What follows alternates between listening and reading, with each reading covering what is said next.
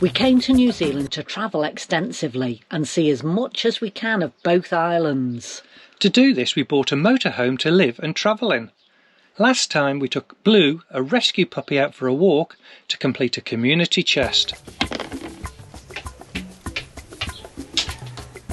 In this series, we attempt to visit every square on the New Zealand Monopoly board. In this episode, we visit 90 Mile Beach and also visit the spiritually significant Cape Reinga. We also surfed down some rather large sand dunes. Go on, Peg! Go on! I can't stop! On our way, we visit Ngawha Springs. Where are we, Peg? Ngawha Springs. Okay, so we've come to Ngawha Springs. There's a lot of thermal hot pools here. Basically, we strip off, run around naked, jumping in different hot springs. Now, we've had a chat to them. Unfortunately, we're not allowed to film in there, as you might expect. The land that the pools are on was aggressively targeted by early European settlers who were eager to exploit the natural minerals there. Only a small section of the original Parahirahi block of 5,097 acres has been returned to the rightful owners. Jeez. So this is the life. Living the dream.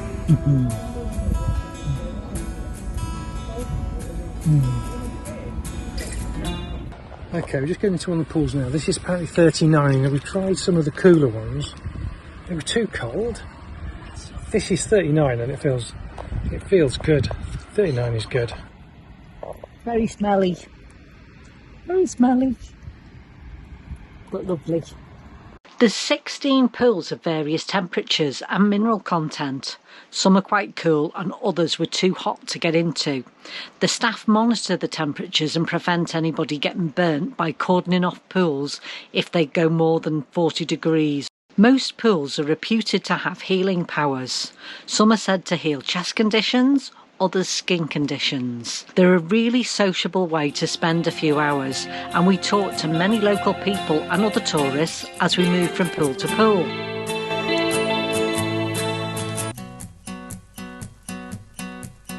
The first place we went to stay at, which was called Two Pongs or something like that, was unfortunately full. It's only for 4 camper vans and there was no space for us.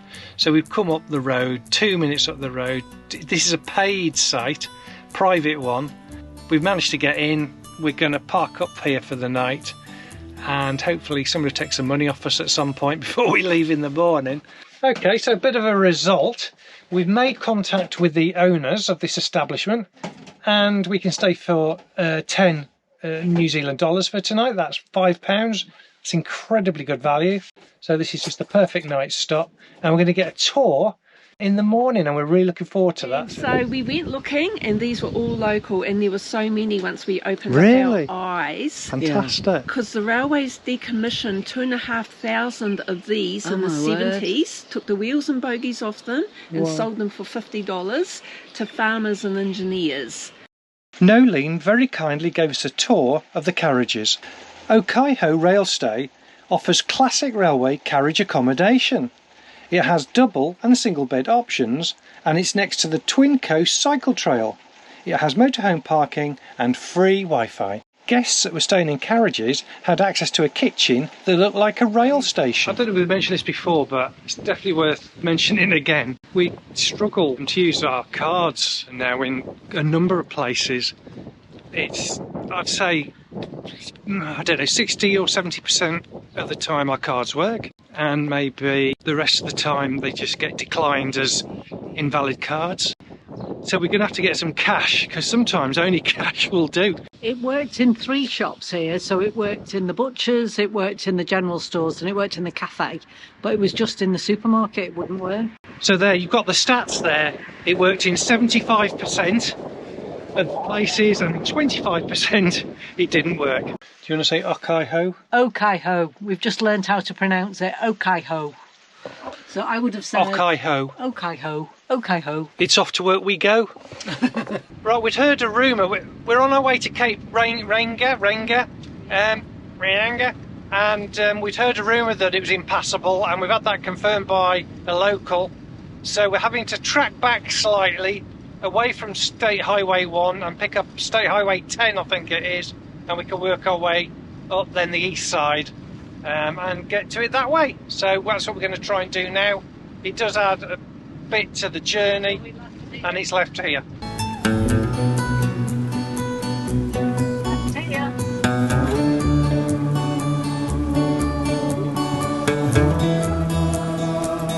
We're looking for fuel, so before going up to the north tip where perhaps there is no fuel, we need to make sure we've got enough to get up there and back again.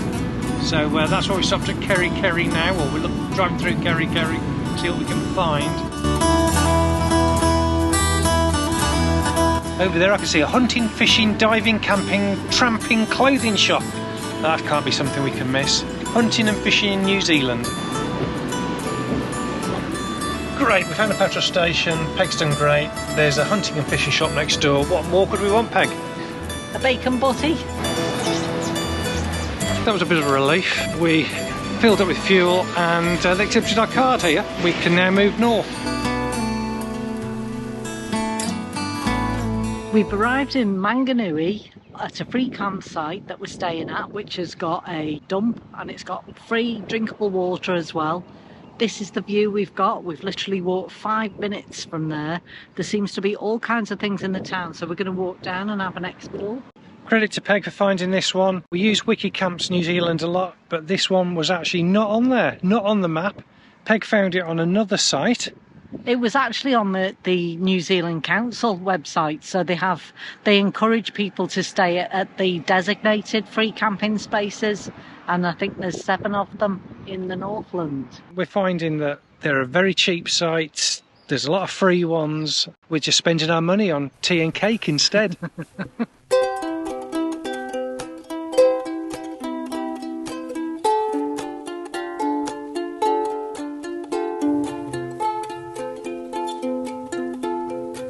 We often come across prize-winning chippies, but we've never come across a world-famous one before.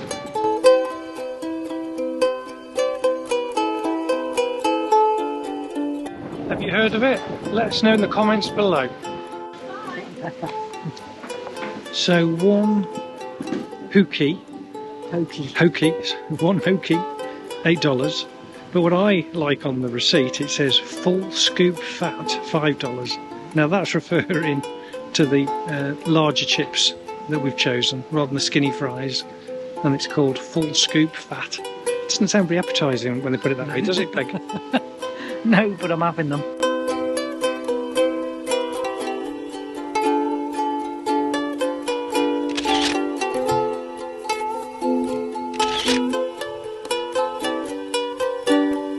We're staying in Mangonui tonight. Peg, what does that mean? It means big shark. It means big shark, so let's hope we don't see any of those tonight. This has been a lovely site. We've really enjoyed it, but it's almost time for us to go. That said, at 4 o'clock this morning we were rudely awoken by a pressure washer in the toilets behind us, which we didn't enjoy. It took us a little while to get back to sleep again. We're leaving Mangonui. We've had a lovely 24 hours here, and now it's time to move on. Thank you very much, Mangonui. We've really enjoyed our time here. I love you, Mangonui. Thanks for the fish.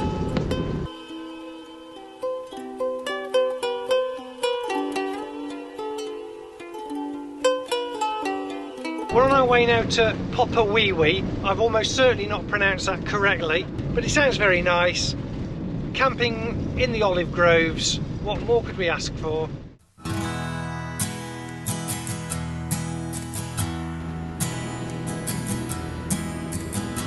Get your foot down, Peg. We can do 100 here. Are you Thelma or Louise?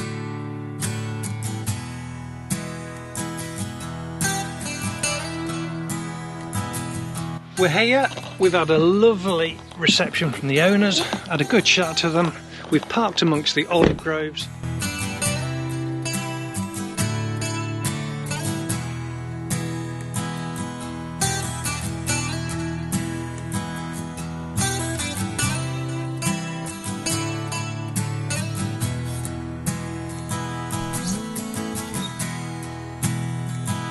Rob and I had only just bought the chairs, but what we didn't realise was how difficult it was to actually put them up.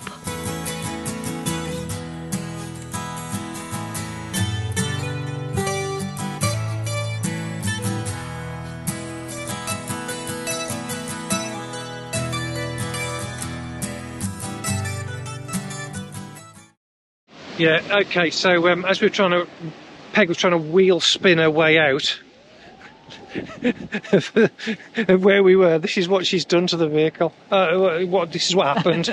I'm not blaming, no blame to anybody. No, but he did come in with a face like a wet weekend and just said, we'll have to wash the van again. I'll have to wash the van again. Good job we bought a bucket and a sponge. I only washed that the other day. So we stayed overnight on this car park in Awanui, probably not the correct pronunciation. Or pronunciation. Or pronunciation. It was actually a really pleasant place to stay overnight. We slept well. I mean, it's right by a children's playground and it was really well used. Loads of people come here with the kids and they were playing on the playground yesterday because it was Sunday.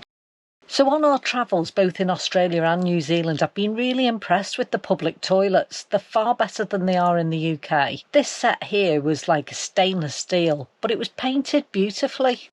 It has to be said, Awanui is definitely being renovated. It's been redeveloped. It's been redeveloped. We can see evidence of that in a variety of places. This playground is just evidence of one of those redevelopments. Might be one to watch out for in the future. It's looking good. We've just pulled up. Where are we, Rob? We're at the Mobile Garage.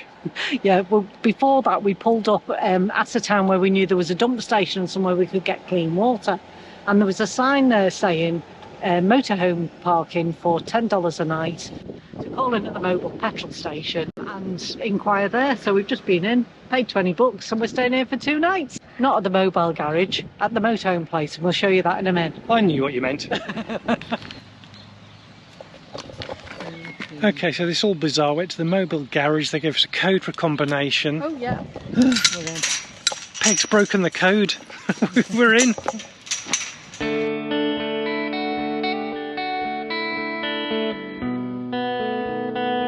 Peg, what did you think of the pie shop next door? Absolutely gorgeous, really generous filling. The steak was lovely.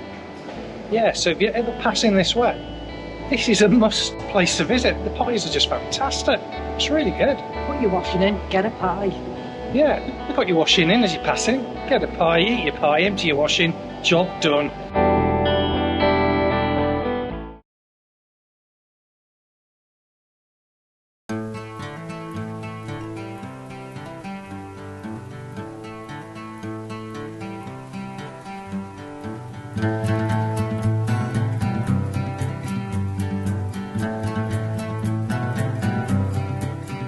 So here we are, we're on 90 Mile Beach. We had to come by coach. We couldn't drive here on the motorhome, so we've had to come on a tour to get here. Yeah, you need a 4-wheel drive vehicle, but it is used as a highway, this beach as well. And although it's called the 90 Mile Beach, it's about 56 miles. Yeah. So they tell us that's a specially adapted coach in order to be able to drive on here. Many vehicles do get stuck on here, and the bus driver has said that he also has been stuck on here. He's learnt the hard way. Yeah. So yeah, don't park on a soft bit of sand is what he recommends. Peg collects that many shells now, we could start our own beach.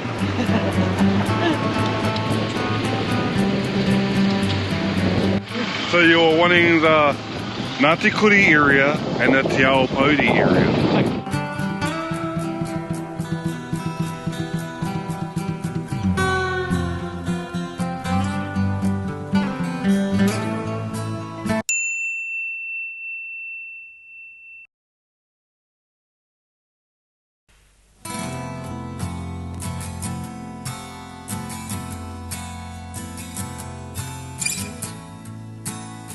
On the way to Cape Reinga, we, our bus driver, sang a spiritual song in Maori.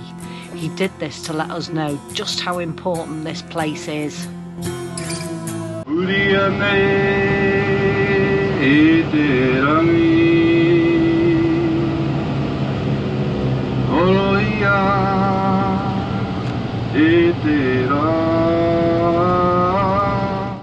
Cape Reinga is a place of extreme spiritual significance to the Maori people.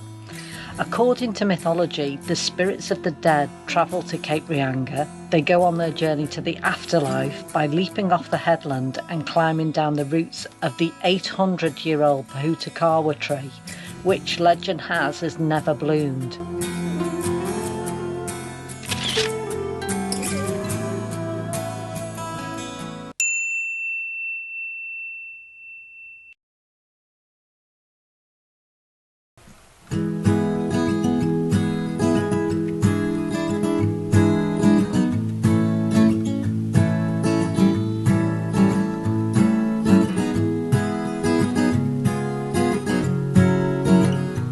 We've been walking through the desert for days now. I think it could be a mirage in front of us. Is that water, Peg? It's the biggest sand dune I've ever seen in my life.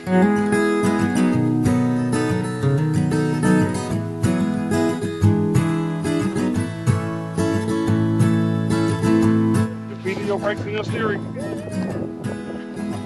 Let's go. Walk down the board with your hands laying flat, hands on the front, elbows in under your shoulders, feet to your brakes and your steering, eh? Okay. Enjoy, buddy. Let's go.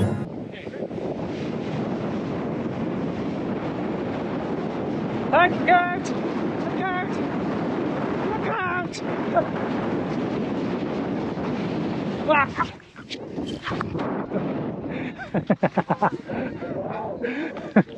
Look out behind you! Go on, Peg! Go on! I can't stop!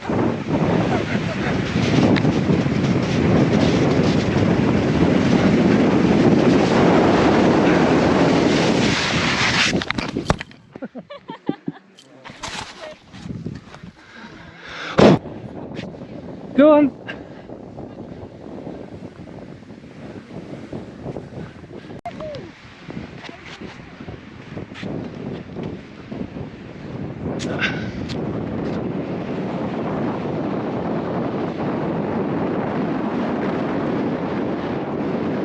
Woohoo!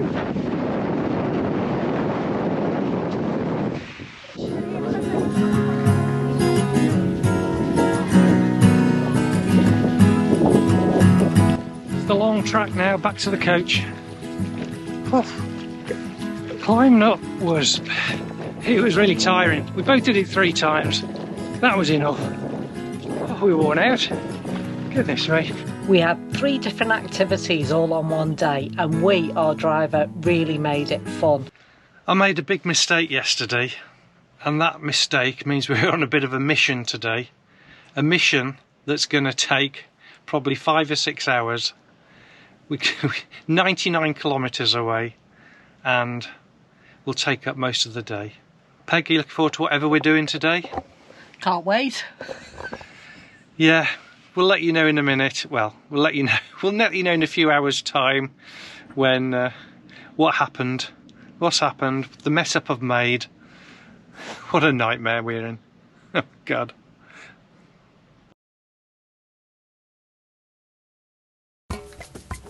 Join us next time to find out where the dice takes us. If you have any questions or suggestions, please write them in the comments section below. And if you liked it, please like and subscribe to our channel. Thank you. Thank you.